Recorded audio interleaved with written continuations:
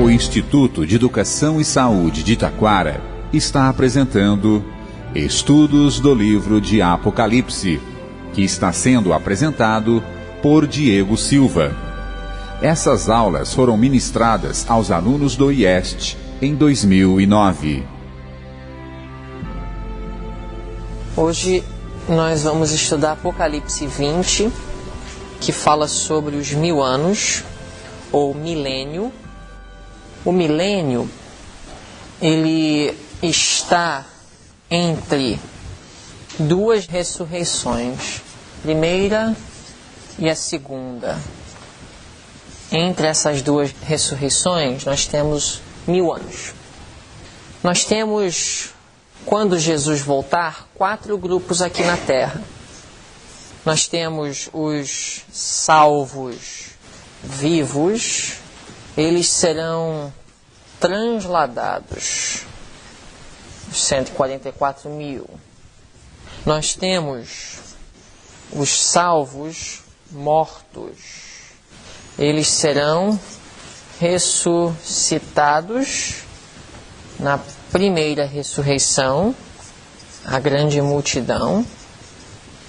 Nós temos os perdidos, vivos, eles serão consumidos pela glória do Senhor.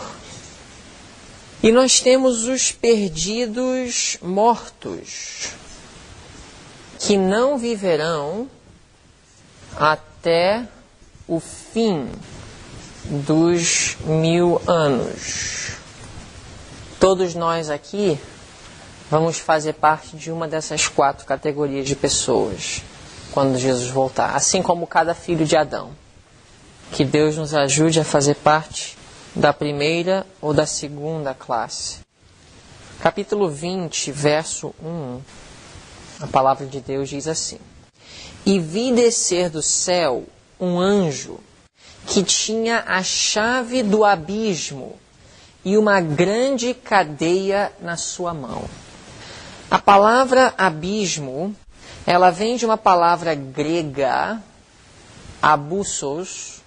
Ela é traduzida do grego para o português abismo.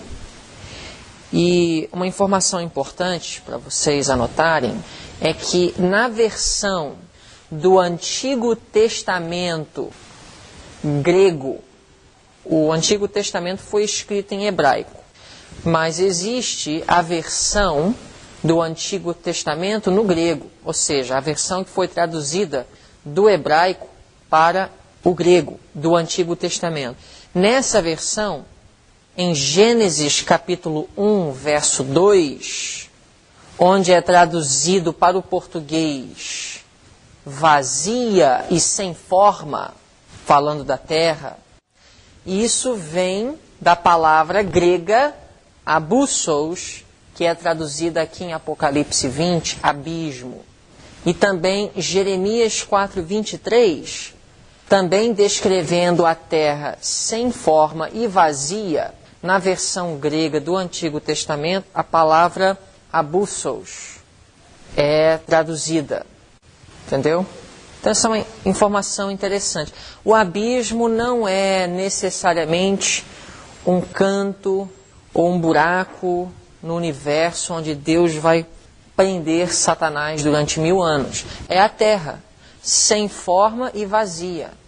Ou seja, a terra sem pessoas habitando-a. Essa informação é importante, vocês anotem bem. Agora, outra coisa interessante é que aqui nós vemos um anjo que vem do céu. Esse anjo, ele vem do céu, então ele é um anjo bom, um anjo santo, né? Um dos anjos não caídos. E ele tem uma chave, a chave do abismo. E ele tem poder para prender Satanás. Que lição nós podemos aprender com isso? A seguinte: Deus, ele tem autoridade e poder e controle completo de tudo que acontece. Parece hoje que Satanás ele tem mais força do que Deus, aos olhos humanos, porque nós vivemos neste mundo. E os olhos carnais só veem o que está ao nosso redor. Se nós formos julgar pelo que acontece no mundo de hoje, nós poderíamos dizer que Satanás está sob o controle. Mas esse fato de que o anjo vem do céu para prender Satanás, revela que Satanás ele só age dentro dos limites impostos por Deus mesmo. Então, quando alguém morre, quando uma doença, ou uma crise, ou uma injustiça ocorre, e você começa a duvidar, lembra-se disso. Deus ele tem a chave. E Ele é quem estabelece os limites do inimigo das almas. E tudo o que acontece não acontece sem a permissão de Deus. Tudo o que acontece neste mundo acontece com a permissão de Deus. Isso é muito importante. Também fala que esse anjo tinha uma cadeia na sua mão. E essa cadeia ela está relacionada com o abismo. E nós já falamos a respeito disso. É uma cadeia simbólica. É uma cadeia de circunstâncias. Okay? Nós vamos ver, o próprio capítulo vai definir quais são essas circunstâncias. Mas antes de partir para o verso 2, como que nós poderíamos provar que essas cadeias não são cadeias literais, baseado na Bíblia? Não só nesse capítulo, mas existe alguma prova bíblica de que Satanás ele não pode ser preso com cadeias ou correntes literais? Exatamente. A gente vê que quando os espíritos do mal possuem um homem, esse homem tem poder sobrenatural e cadeias humanas literais não podem o prender ou os prenderem. Entendeu? Então, são cadeias de circunstância. Agora, quais circunstâncias? Ou simbólica de quê? Aí nós temos que deixar o próprio capítulo definir. A Bíblia mesma se interpreta. Ele, o anjo, verso 2. Ele, o anjo, prendeu o dragão. Dragão, a antiga serpente, que é o diabo e Satanás, e amarrou-o por 1000 anos. Então o verso 2 nos fala quem é preso com essa cadeia e quem é preso dentro do abismo e por quanto tempo. É Satanás e ele é preso por 1000 anos. Verso 3. E lançou-o, Satanás, no abismo. Esse anjo que tem a chave, ele lança Satanás no abismo. Durante 1000 anos ele fica lá, preso, com cadeias de circunstância. E pôs selo sobre ele. É interessante. Onde é que nós vemos na Bíblia um selo sendo posto? Não esse tipo de selo, é um selo diferente. É um selo literal. Ok. Quando Daniel foi lançado na cova dos leões, onde mais? Ok, correto. Mais alguém? Selo. Mas, pensando em algo mais terrível, talvez, poderíamos dizer aos olhos de Deus. O selo que foi posto na tumba de Cristo. O selo de Roma. Então, nós vimos já muitos selos, mas todos esses selos foram temporários e foram impostos pelos homens. Mas aqui nós temos um selo divino, posto sobre o abismo, seria o lugar onde Satanás seria preso por 1000 anos. Para que não mais engane as nações. Aqui está as circunstâncias. Em que sentido Satanás ele é preso? No sentido que durante 1000 anos ele não poderia mais enganar as nações, até que os 1000 anos se acabem. E depois importa que seja solto por um pouco de tempo. Então veja bem, Satanás ele é colocado no abismo durante 1000 anos. Esse abismo é uma cadeia de circunstâncias. Durante esses 1000 anos ele não pode enganar ninguém. Mas depois dos 1000 anos ele será solto. Em outras palavras, depois dos 1000 anos, ele poderia o quê? voltar a enganar as pessoas. Acompanharam o raciocínio? Até o verso 3, então, estávamos falando de Satanás e os 1000 anos. Agora, no verso 4, vamos ver, ainda falando dos 1000 anos, mas mudando de cena. E vi tronos, e assentaram sobre eles, e foi-lhes dado poder de julgar. Ainda não falou quem está julgando e quem está sentado sobre esses tronos. Mas vamos deixar a Bíblia mesma definir quem são estes que assentam-se sobre os tronos e julgam. E vi as almas daqueles que foram degolados pelo testemunho de Jesus e pela palavra de Deus, e que não adoraram a besta, nem a sua imagem, e nem receberam sinal em suas testas, nem em suas mãos. E viveram e reinaram com Cristo durante 1000 anos. Então, quem está reinando com Cristo, assentado sobre os tronos e julgando? Com certeza, todos os salvos. Mas aqui, a Bíblia ela está reiterando um grupo específico. Não são os 144.000, mas são outras pessoas que também se posicionariam firmes quando o decreto dominical internacional for estabelecido. Mas por que não são os 144.000? Porque morrem. Então aqui a Bíblia revela que não são apenas os 144.000 que vão vencer a prova quando o decreto for estabelecido. Existem outros que vão também se posicionarem firmes, mas esses serão degolados pelo testemunho de Jesus e pela palavra de Deus.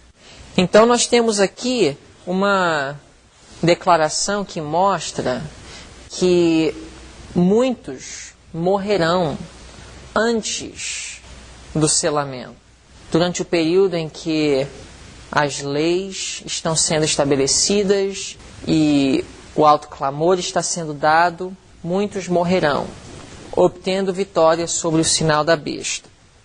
Então haverá morte entre aqueles que vão receber o sinal da besta. Verso 5. Mas os outros mortos, quem são esses outros mortos? Os mortos que não foram vitoriosos, em contraste com os vitoriosos.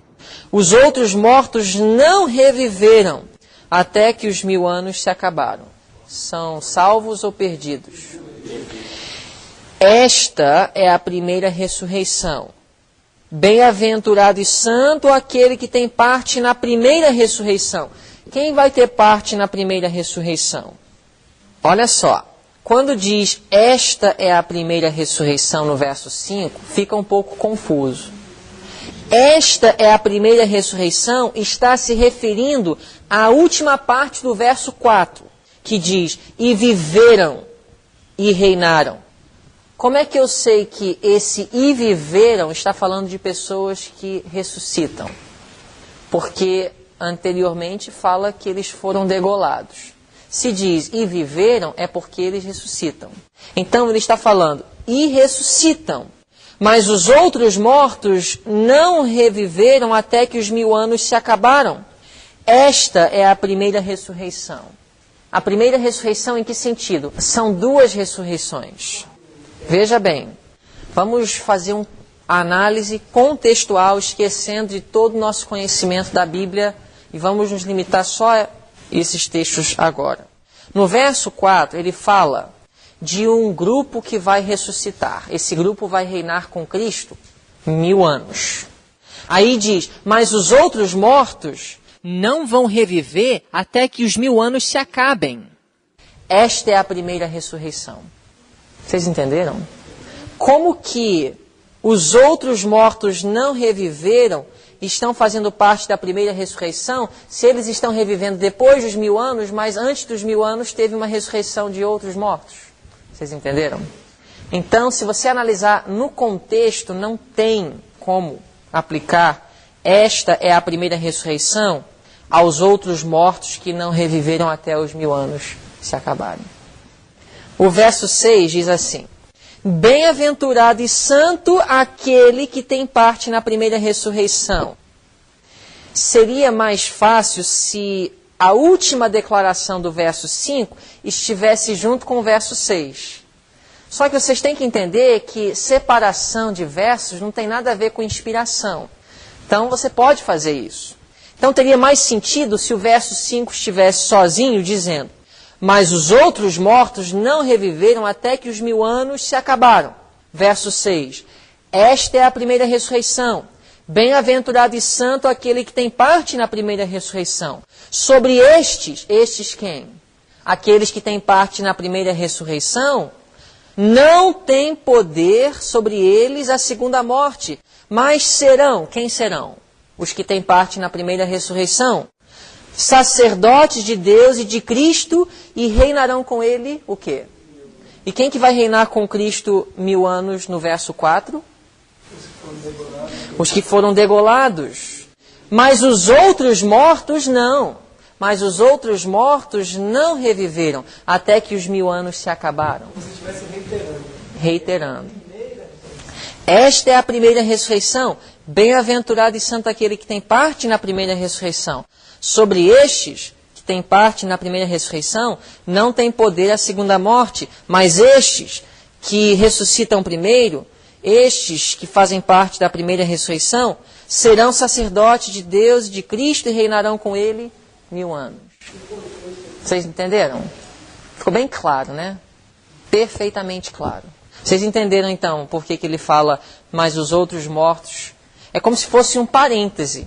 Só que o fato de estar justamente no verso 5, esta é a primeira ressurreição, acaba desestruturando a mente de muitos que buscam ganchos para minar nossa fé. Então vamos agora para o verso 4 de novo, que agora nós precisamos entender o que os salvos vão fazer como sacerdotes e como reis no trono com Cristo para julgar. Julgar quê? Existe um texto no Novo Testamento que dá luz sobre esse julgamento. Está em 1 Coríntios 6, verso 2. Não sabeis vós que os santos, os salvos, os redimidos, aqueles que vão reinar com Cristo 1000 anos, hão de julgar o mundo? Então, primeiro, os salvos vão julgar o mundo. Em que sentido os salvos vão julgar o mundo? Os salvos vão determinar o destino do mundo? Quando a gente fala julgar, essa palavra ela abrange mais do que apenas o papel de um juiz. Por exemplo, se eu falar, irmão, vem aqui e analise isso aqui comigo. Eu poderia usar outra palavra, eu poderia dizer, vem aqui e julga isso comigo. Tem essa conotação. Vamos ver juntos, vamos analisar, vamos ponderar, vamos julgar essa situação. Não é necessariamente aquele que está decidindo o destino. Inclusive, o juízo investigativo, embora Deus é quem sonda o coração, Deus é o juiz, mas o juízo investigativo, de fato, ele serve para os seres não caídos do universo, que vão julgar se Deus realmente foi justo em permitir a entrada no seu reino daqueles que foram pecadores, mas se arrependeram, e ao mesmo tempo ainda impedir a entrada de Satanás. O juízo investigativo é para Deus permanecer justo aos olhos dos seres não caídos, em sua obra de salvar os pecadores. Então, assim como no juízo investigativo, Deus ele deu uma satisfação aos seres não caídos, para que Deus pudesse garantir que o pecado nunca mais surgiria de novo, nunca mais seria questionado sua justiça e seu caráter, sua lei e os seus reclamos em relação à sua lei. Assim também durante os 1000 anos, Deus ele quer que os redimidos passem pelo mesmo processo. Certamente haverá várias surpresas. Primeiro, a surpresa de talvez encontrar pessoas que nós não imaginávamos estarem em condição de viver eternamente. Talvez Estevão vai estranhar ver Paulo no céu. E se nós formos fiéis e chegarmos até lá, nós vamos ter surpresas. Talvez nós vamos ver que algumas pessoas que nós julgávamos ser pessoas corretas não estarão lá. Porque Deus não vê como vê o homem. E existem muitas pessoas que enganam bem.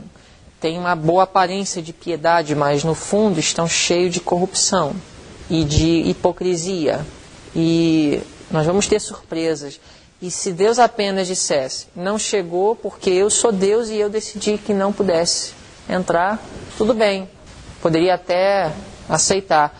Mas ficaria uma semente pequena no fundo, talvez que poderia brotar daqui a bilhões de anos sobre a justiça de Deus, quem sabe. Deus não quer deixar nenhuma semente, nenhuma raiz no coração de nenhum salvo.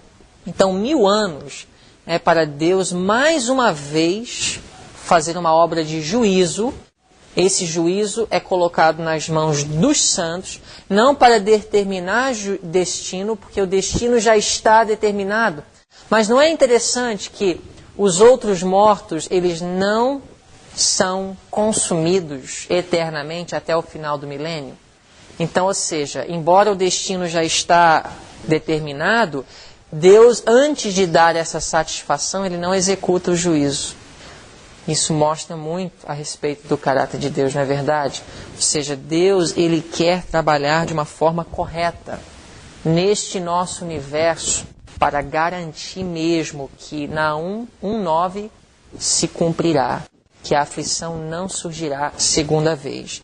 Então Deus, Ele vai gastar 1000 anos. Nós vamos abrir os livros, nós vamos julgar, nós vamos analisar, nós vamos determinar, nós vamos chegar a conclusões e toda dúvida vai ser eliminada.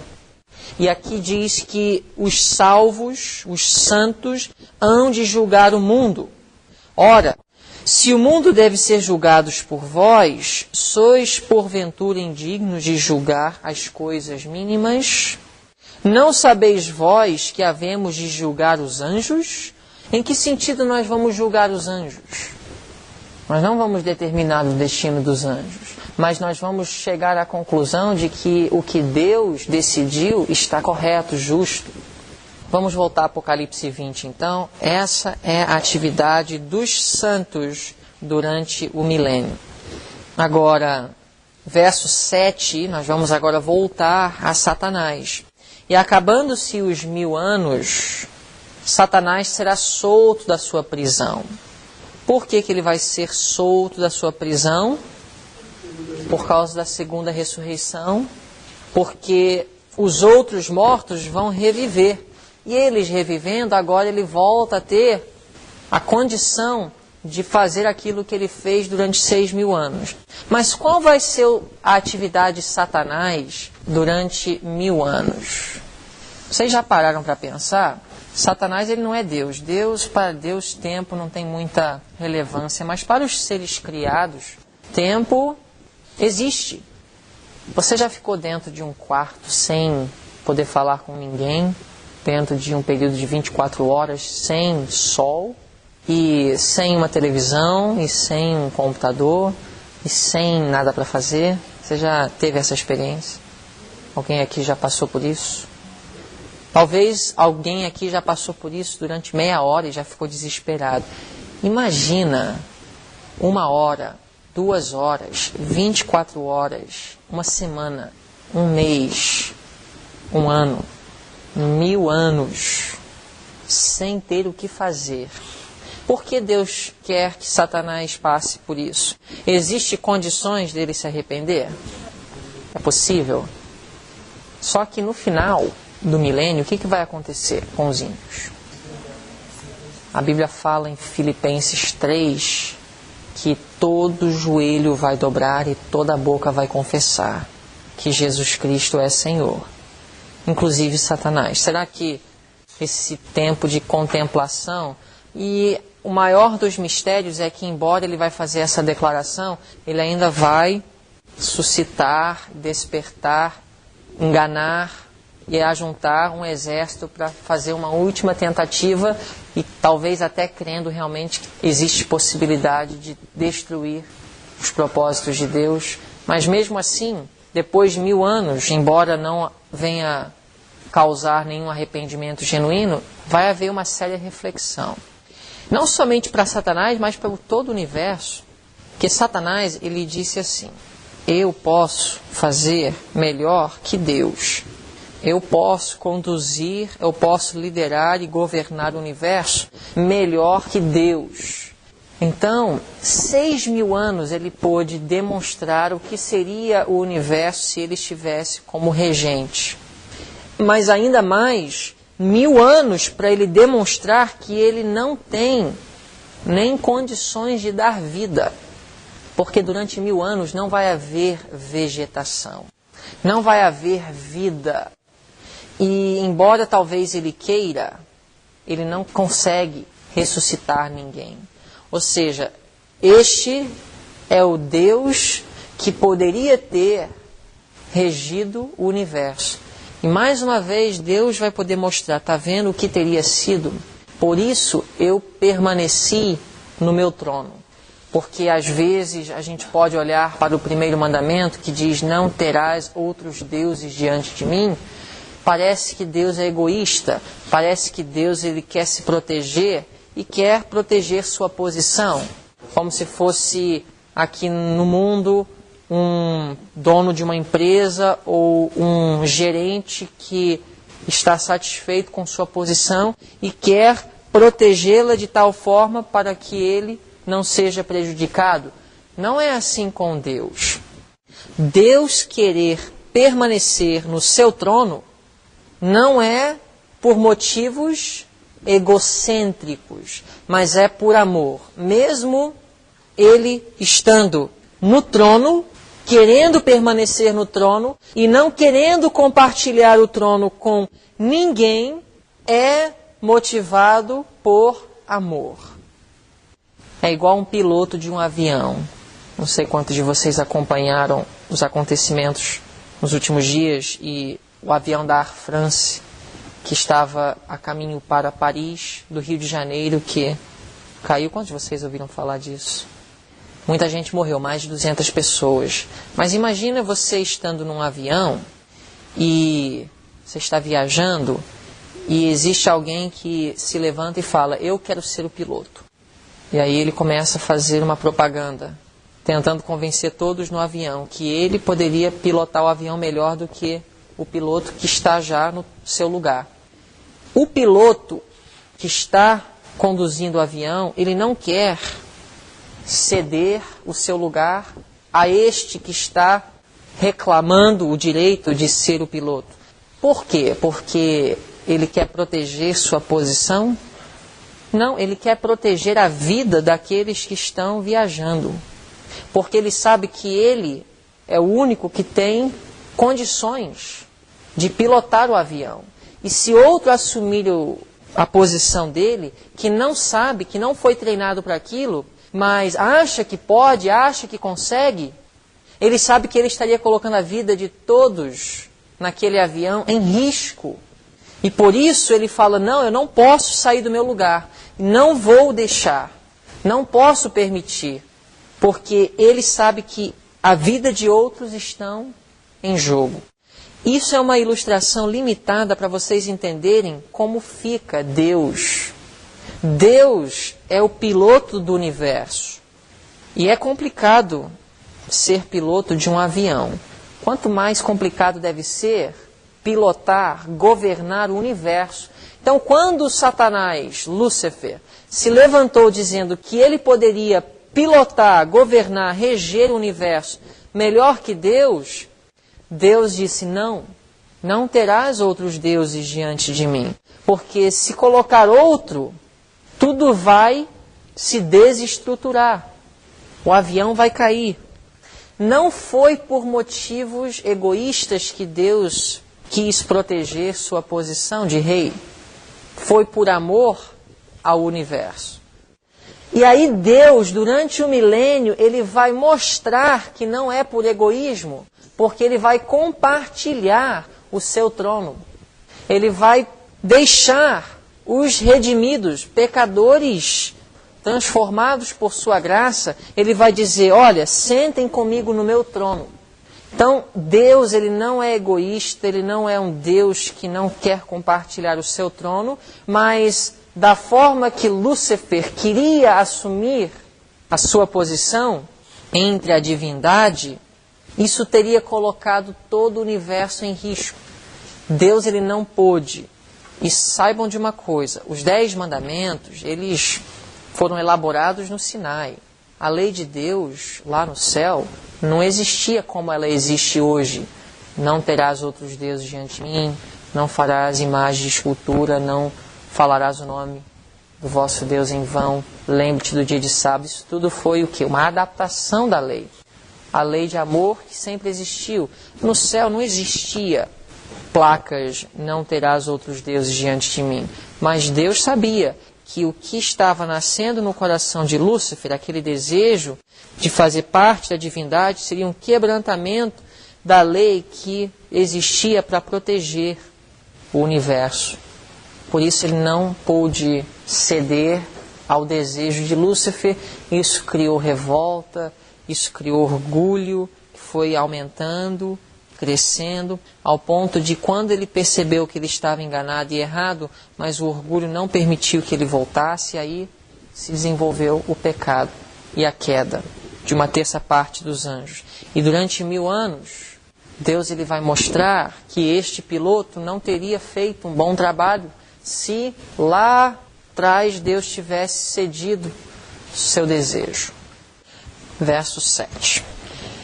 E acabando-se os 1000 anos, Satanás será solto da sua prisão e sairá a enganar as nações que estão sobre os 4 cantos da terra, Gog e Magog, cujo número é como a areia do mar, para as ajuntar em batalha. Gog e Magog, extraído de uma profecia do Antigo Testamento, de Ezequiel 38, 39. Vamos rapidinho abrir lá? Ezequiel 38, 39. O que era Gog e Magog? Vamos ler os primeiros versículos. Ezequiel 38, verso 1. Veio a mim a palavra do Senhor, dizendo, Filho do homem, dirige o teu rosto contra Gog, terra de Magog, príncipe-chefe de Meseque e Tubal, e profetiza contra ele. Então Deus pediu a Ezequiel para profetizar contra Gog, que era a terra de um povo que era liderado por Magog. Então é nesse sentido que existe essa expressão em Apocalipse 20. Mas o que era de Gog e Magog que fez com que Deus pedisse seu profeta a profetizar contra? No capítulo 20 de Apocalipse, Gog e Magog é mencionado no contexto de Satanás, depois dos 1000 anos, ajuntar seu exército para batalhar contra a cidade santa. Mas aqui no verso 3, e dize, assim diz o Senhor Deus, eis que sou contra ti, ó Gog, príncipe-chefe de Mesaque e Tubal, e te farei voltar, e porei anzóis nos teus queixos, e te levarei a ti com todo o teu exército, cavalos e cavaleiros, todos vestidos com primor, grande multidão com escudo e rodela, mangendo todos a espada. Se nós lermos o resto do capítulo, nós vamos ver que Gog e Magog, especialmente no caso Gog, que era a terra, e Magog, que era o príncipe, se levantaram e se ajuntaram contra Jerusalém, contra o povo de Deus no Antigo Testamento. Verso 14, portanto profetiza, ó filho do homem, e dize a Gog, assim diz o Senhor Deus, porventura não saberás naquele dia, quando meu povo Israel habitar em segurança. Então Deus usa essa linguagem em Apocalipse 20, extraída do Antigo Testamento, para descrever essa batalha que será travada pela última vez contra ele e seu povo. Que é o quê? Verso 9, agora voltando a Apocalipse 20. E subiram sobre a largura da terra e cercaram o arraial dos santos e da cidade amada. E de Deus desceu fogo do céu e os devorou. Um dos textos mais claros que fala da destruição eterna dos ímpios. Essa é a segunda morte, inclusive. E o diabo que os enganava foi lançado no lago de fogo e enxofre, onde estão a besta e o falso profeta, e de dia e de noite serão atormentados para todo sempre. E vi um grande trono branco, e o que estava sentado sobre ele, de cuja presença fugiu a terra e o céu, e não se achou lugar para eles. E vi os mortos. Agora, esses mortos são os mortos do verso 5, mas os outros mortos não reviveram. Ok? E vi os mortos, grandes e pequenos, que estavam diante de Deus, e abriram-se os livros. E abriu-se outro livro, que é o da vida. Então, diante desses mortos, que são aqueles que só vão reviver depois do 1000 anos, abriram-se livros, mas não o livro da vida. Continua dizendo, e abriu-se outro livro, que é o da vida. E os mortos foram julgados pelas coisas que estavam escritas nos livros, segundo as suas obras. No livro da vida ou em outros livros? O que vocês acham? E os mortos foram julgados pelas coisas que estavam escritas nos livros, segundo as suas obras. Veja bem, nenhum lugar, primeiro, na Bíblia, onde se refere ao livro da vida, se refere a este livro como os livros da vida. É o livro da vida. Agora, mais uma vez, tem uma declaração parentética aqui. No verso 12, diz assim: E vi os mortos, grandes e pequenos, que estavam diante de Deus, e abriram-se os livros. Aí aqui está a parte parentética. E abriu-se outro livro, que é o da vida, ou seja, o livro da vida. Aí continua, e os mortos foram julgados pelas coisas que estavam escritas nos livros, segundo as suas obras. Vocês entenderam? Então os mortos estão diante do trono de Deus e abrem-se os livros.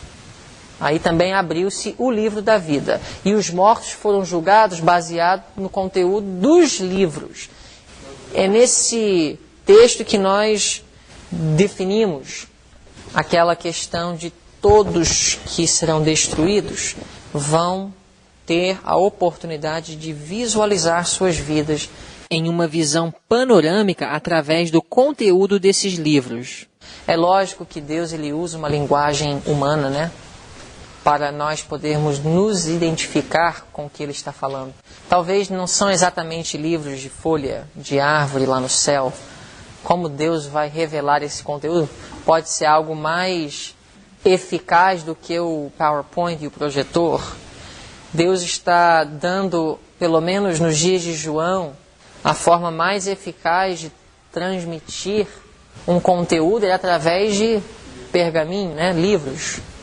Talvez se ele estivesse falando hoje, ele teria usado outra expressão. Como será, eu não sei. Sabemos que existe um registro, esse registro é perfeito, e esse conteúdo do registro vai passar diante de todos aqueles que vão confessar a justiça de Deus na punição dos ímpios. E deu o mar os mortos que nele havia, e a morte e o inferno deram os mortos que neles havia, e foram julgados cada um segundo as suas obras. É aqui que nós podemos dizer que o julgamento dos ímpios se finaliza, porque o juízo investigativo não é para os ímpios, é para os santos, embora o destino de todos será determinado. Mas o juízo começa com aqueles que dormem em Cristo, juízo investigativo. Mas aqui nós temos o juízo dos ímpios. E a morte e o inferno foram lançados no lago de fogo. Esta é a segunda morte. e aquele que não foi achado escrito no livro da vida foi lançado no lago de fogo.